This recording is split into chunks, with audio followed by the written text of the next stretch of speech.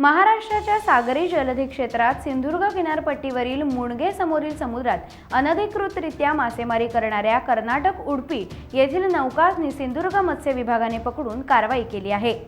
याबाबत मत्स्य व्यवसाय विभागाने दिलेल्या माहितीनुसार सोमवार दिनांक 21 एप्रिल रोजी रात्री मुणगे समोरील 18 वाव खोल समुद्रात अंदाजे 9-10 सागरी मैल दरम्यान मत्स्य व्यवसाय विभागाच्या अंमलबजावणी अधिकारी तथा सहाय्यक मत्स्य व्यवसाय विकास अधिकारी तेजस्विता करंगुटकर या आपल्या पथकासह गस्ती नौकेच्या माध्यमातून नियमित गस्त घालत होत्या।